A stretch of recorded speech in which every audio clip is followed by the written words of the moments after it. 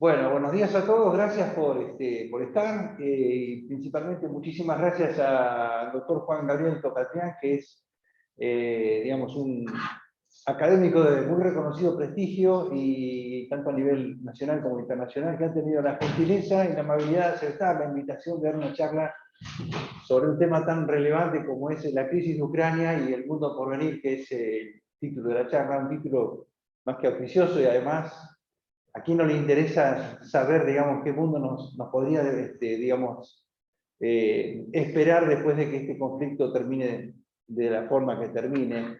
Doctor Tocatián, muchas gracias, lo voy a presentar. Bueno, Mariana me ha mandado sus antecedentes, es un poco larga la lista, así que voy a hacer un resumen. El doctor Tocatián es sociólogo, hizo una maestría y un doctorado en Relaciones Internacionales en la Universidad de Johns Hopkins en Estados Unidos. Es autor de numerosos libros, artículos y, bueno, notas de periodismo también.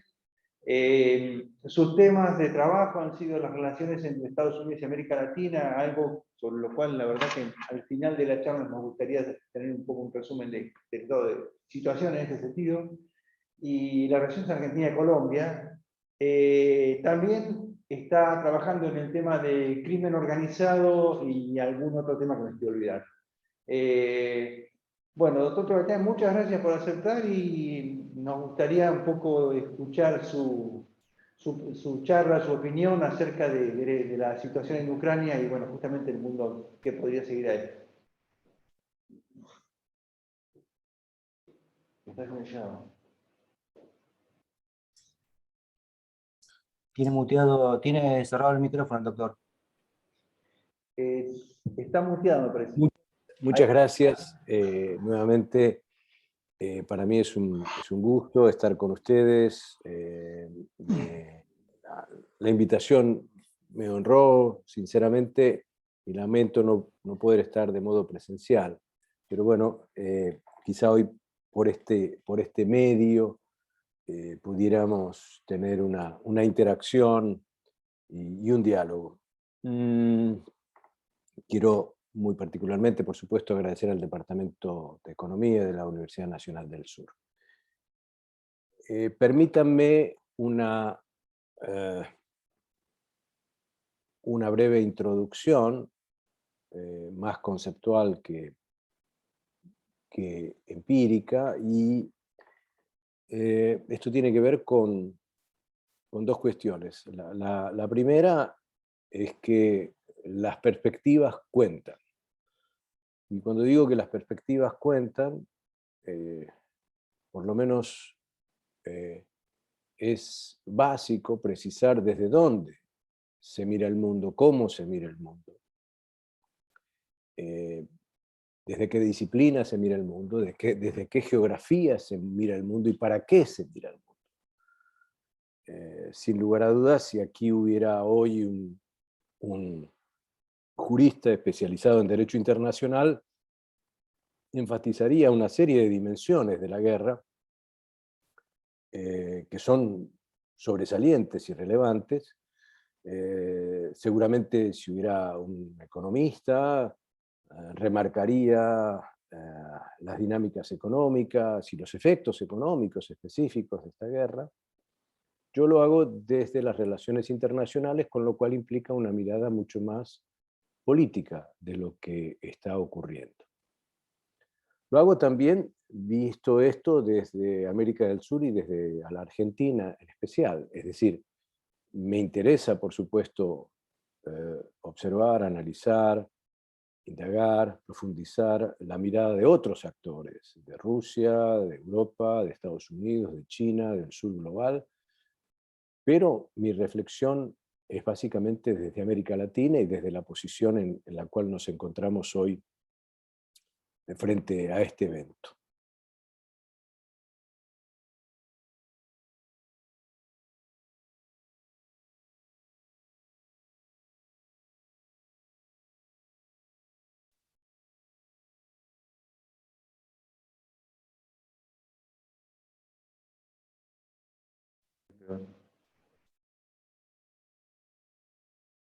Perfecto.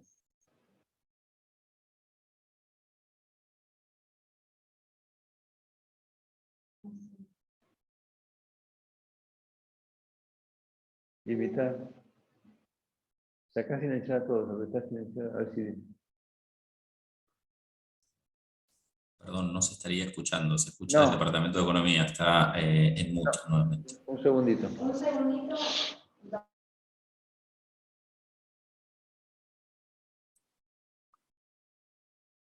Yo no he tocado nada. Oh, Ahí se escuchó. Ahí. ahí se volvió a mutear. ¿Alguien ha tocado? A ver. Está... Nada, sino que me están Ahora sí, muteando. ahora sí, ahora sí. Ahí está bien. Bueno, eso es para terminar, digo, la perspectiva cuenta desde dónde, cómo y para qué ver el mundo. Y lo segundo también es un lente, digamos, esencial a mi modo de ver que investigadores y docentes tenemos y que un caso como este exige reforzar. Y esto consiste en entender antes que juzgar, en comprender que si uno entiende una situación, un fenómeno, una dinámica, un problema, no implica eso justificar ese problema, esa dinámica y ese fenómeno. Y finalmente, el entender permite, ayuda eventualmente a explicar. Entonces, puestos estos dos elementos introductorios, hoy voy a dividir mi presentación en dos. Una primera es las aproximaciones a la comprensión de la guerra. Y voy a tomar diferentes lecturas que uno en los medios o en la academia ha estado observando, que se reiteran, se repiten y se remarcan frente a la guerra en Ucrania, y que me gustaría, por lo tanto, mostrar las debilidades de algunos de los argumentos y contemplar una mirada alternativa, distinta. Y en la segunda parte, lo que trataré de hacer es, de modo muy esquemático, para más bien abrir la conversación, introducir una suerte de lo que considero un escenario global de corto plazo. Entonces empiezo por lo primero. ¿Qué nos revelan las interpretaciones, las lecturas, los usos de ciertos paradigmas, de ciertos enfoques, de ciertos conceptos, cuando se analiza la guerra en Ucrania? En primer lugar, las falencias de varias de las miradas que traíamos, tanto en la disciplina de las relaciones internacionales como en otras, desde los años 90. Remarco dos que fueron motivo de muchos debates, particularmente en Occidente, y que también derramó su importancia en nuestros países, en América Latina. Y por un lado, la tesis de Francis Fukuyama sobre el fin de la historia, ¿no?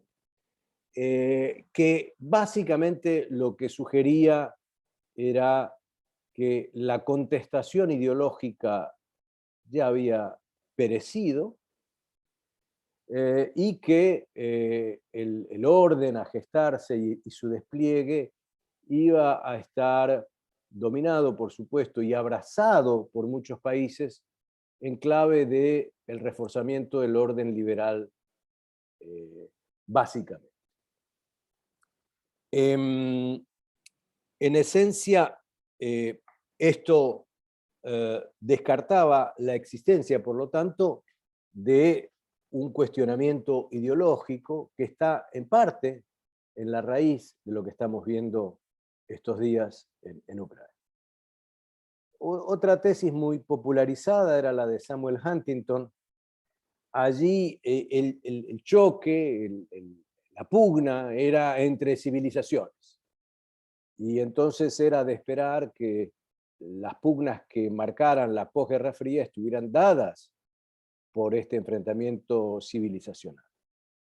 Pues este ejemplo nos muestra nuevamente, el de Rusia y el de Ucrania, que lo que estamos es ante una pugna entre grandes potencias. Lo que hay en juego no son debates de civilizaciones y mucho menos debates religiosos. Los conflictos más recientes poco tienen que ver con el clivaje religioso propio del argumento que ganó terreno a la luz de la guerra contra el terrorismo, donde se suponía que estaba Occidente frente al Islam. Si uno mira conflictos muy recientes, el de Yemen y Arabia Saudita, pues no hay ahí ningún elemento religioso divisivo, categórico, parteaguas entre estos dos países. Y si uno mira desde el punto de vista religioso, el conflicto entre Ucrania y Rusia no está dado también por una grieta de ese tipo. Entonces, creo que inicialmente es importante reconocer las limitaciones de esto que traíamos como lecturas que nos permitirían, desde los 90 en adelante, entender mejor el mundo. Probablemente yo creo que son dos tipos de lecturas que nos han obnubilado u obstruido introducir matices, variaciones, innovaciones para comprender la política mundial. Otra tercera mirada muy frecuente en la disciplina es aquella que se conoce en las relaciones internacionales como la tesis de la paz interdemocrática.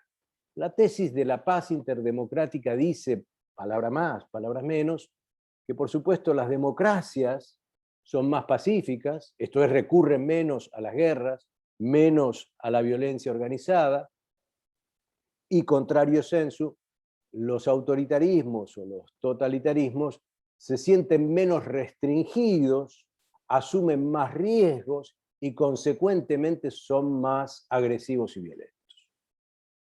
Y algunos han presentado el caso que estamos hablando hoy como un ejemplo de ello. Es muy difícil decir que acá hay una lucha taxativamente entre autoritarismo y democracia. Si uno mira un indicador, que es el de la unidad de análisis de inteligencia de la revista The Economist, bianualmente presenta unos informes sobre el estado de la democracia en el mundo y va ubicando a los distintos países según un conjunto de categorías y ubica sin lugar a dudas a Rusia como un régimen autoritario, está en el puesto 126 en el ranking del 2021, pero ubica a Ucrania en el puesto 86 con la expresión de que es un régimen híbrido. No hay Estado de Derecho, las elecciones tienden a ser fraudulentas, hay una corrupción rampante, etc. Entonces, a mí me parece que este argumento, que surgió muy rápidamente al comienzo de este conflicto, ha ido perdiendo vigencia. Esto no quiere decir la capacidad de resistencia de los ucranianos, esto no quiere decir la fortaleza que han tenido para responder a semejante invasión, pero aquí no estamos en una pugna categórica, definitiva, entre democracias y autocracias.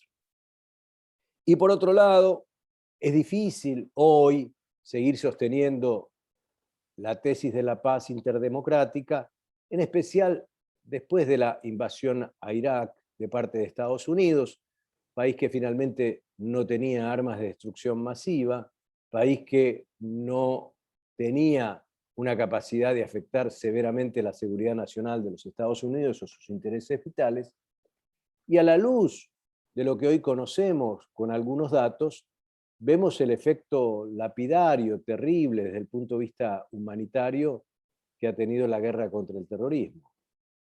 En el reciente, febrero de este año, informe del Centro Watson de la Universidad de Brown en Estados Unidos, en un proyecto que lleva varios años que se llama Los costos de la guerra, muestra que a raíz de la guerra contra el terrorismo, murieron 387.000 personas civiles, y que el total de refugiados y desplazados ha sido de 38 millones de personas. Entonces, digo esto en parte también porque aplicar esta tesis también debiera ser utilizada en el caso de las democracias occidentales, que no tienen un récord muy positivo en materia de el recurso y el abuso de la fuerza, y mucho menos en temas de carácter humanitario. Entonces, otra vez creo que esta tercera tesis no da cuenta ciertamente de lo que está en juego o ha estado en juego en Ucrania. Hay otra cuarta interpretación muy propia de un concepto esencial en los estudios internacionales, que se llama el dilema de seguridad. El dilema de seguridad ustedes lo habrán leído y escuchado en varios análisis que se han hecho en Argentina o en traducciones de trabajos básicamente publicados en Estados Unidos. Este dilema de la seguridad funciona de la siguiente manera. Un país o un conjunto de países procura su mayor seguridad posible, pertrecharse, dotarse, generar alianzas firmes con socios creíbles que le generan a otro actor, a otra contraparte, mayor inseguridad. Y que esa mayor inseguridad en este segundo actor genera a su turno la búsqueda de mayor seguridad, mayores pertrechos, mayor capacidad militar, nuevas alianzas para contrapesar esta situación. Y estos dilemas de seguridad son vistos como esenciales en las relaciones internacionales y son los que llevan muchas veces a escalar conflictos.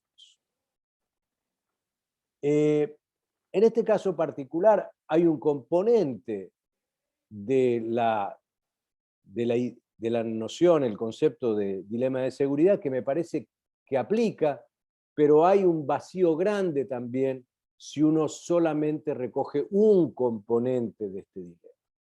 ¿Cuál sería el componente que los trabajos que estamos viendo recogen como generadores de esta dinámica mediante la cual la búsqueda de mayor seguridad de hecho genera más inseguridad? La expansión de la OTAN. Este es un argumento muy serio y muy firme y muy trabajado por los especialistas. Esta expansión de la OTAN, después de terminada la Guerra Fría, tiene distintos hitos. Probablemente el más importante inicial es el de 1999, cuando la OTAN, sin el respaldo de Naciones Unidas, de su Consejo de Seguridad, decide intervenir en Serbia. Y eso genera la percepción de que esta es una OTAN que está dispuesta a tener comportamientos más ofensivos. Máxime que Serbia, por supuesto, no era miembro de la OTAN, entonces intervenir, actuar ciertamente en la vecindad europea, pero de forma unilateral y sin la legitimación del Consejo de Seguridad, ciertamente mostraba una OTAN mucho más dedicada a ampliar su proyección internacional. Y esta proyección internacional, por otro lado, toma vigor entre el 1999 y 2004, donde se da la mayor expansión de miembros de la OTAN. 10 nuevos países ingresan a la OTAN, la mayoría de ellos ex países de lo que se conocía como Europa Oriental, y sin lugar a dudas, este movimiento en una vecindad tan próxima de Rusia generó profundos resquemores en Moscú, y no hay que olvidar que en el 2000, y a partir del 2000 ya va a estar en un primer largo término Putin en el gobierno. ¿Qué es lo que ve Occidente para generar su propia inseguridad a raíz de lo que hace Rusia?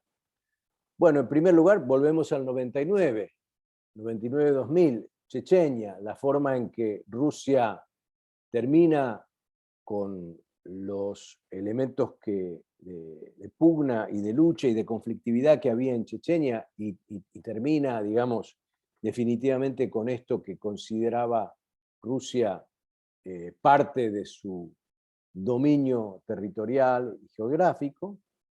Sin lugar a dudas, esto alertó a Occidente, pero esto sigue más adelante en el 2008, cuando, producto de una insinuación de la OTAN que le hace a Georgia de potencial incorporación de este país a la OTAN, Georgia, para ponerlo fácil y rápido, pisa el palito y genera un incidente mediante el cual Rusia termina en un conflicto con Georgia, y de hecho se queda con dos provincias que son Abjasia y Osetia del Sur, que libera como áreas independientes de Georgia, y Georgia pierde, por supuesto, estos territorios.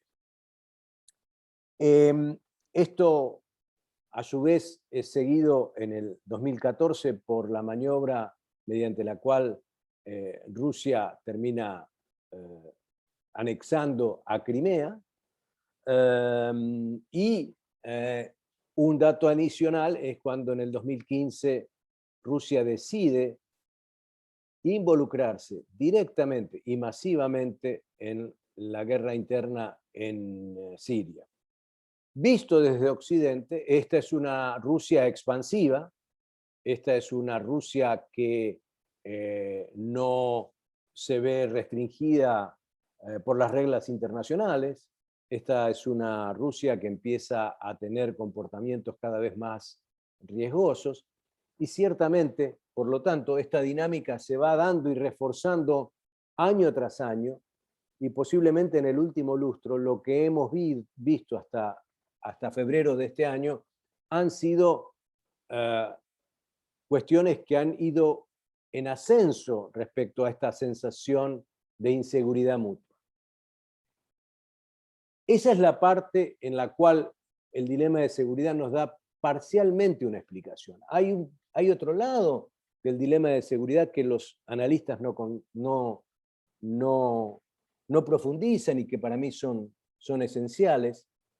Y uno es que los países que se fueron adhiriendo a la OTAN lo hicieron con la convicción de decisiones autónomas, y por otro lado, en parte, con lo que observaban históricamente y habían vivido particularmente durante el periodo de la Unión Soviética. No es que la Unión Soviética hubiera sido muy generosa con los países del Báltico y con los países de Europa Oriental. Entonces, estos países, uno puede decir tentados, buscados por la OTAN, bueno, tenían razones internas también para plegarse a la OTAN, porque no tenían una relación de convivencia sencilla con Rusia. Otro elemento que me parece que hay que computar aquí es que Occidente siempre estuvo con un doble juego, y Rusia también estuvo con un doble juego. Occidente siempre jugó a disuadir a Rusia y en algunos casos a tratar de comprometerse positivamente con Rusia, pero nunca fue muy claro. Nunca fue muy claro, nunca hubo una opción de lo que se llama en la jerga de las relaciones internacionales un engagement, un compromiso fecundo, claro, preciso, integral, armonioso en materia de seguridad con Rusia. Y por su lado, Rusia siempre combinó acciones defensivas con acciones ofensivas, con lo cual el mensaje que le daba a sus contrapartes era que nada parecía satisfacer su nivel de inseguridad. Entonces, me parece que incorporar estos otros elementos nos permitirían por lo menos decir que el dilema de seguridad, parcialmente correcto para ver una parte de lo que ha sucedido en Ucrania, necesita tener los actores y sus actitudes y políticas efectivas, y no simplemente contemplar esto como una situación de acción-reacción. Entonces, con estos 4 lentes introductorios, ¿qué quiero sugerir? Bueno, quiero sugerir básicamente que tienen limitaciones, a mi modo de ver, para comprender por qué llegamos donde llegamos y cómo llegamos donde llegamos. Nos dan pistas, algunos más que otros, nos colocan un contexto, algunos más que otros, pero creo que no aportan una mirada más integral, más comprensiva a lo que estamos viendo. A mi entender, para entender y comprender y debatir sobre lo que está pasando, se necesitan 2 enfoques que se entrelacen en algún punto. El primer enfoque tiene que ver con lo que podríamos llamar las dinámicas de las guerras. Olvidémonos de los actores, olvidémonos de Rusia-Ucrania hoy. Pensemos en las dinámicas en general de las guerras. Las dinámicas en general de las guerras tienen, si uno quiere, 3 tipos de niveles. El primero es un nivel estructural. ¿Qué quiero decir un nivel estructural? Quiero decir que cuando hay redistribución de poder en el mundo, esto es, que hay actores que pierden poder y hay otros actores que adquieren más poder, naturalmente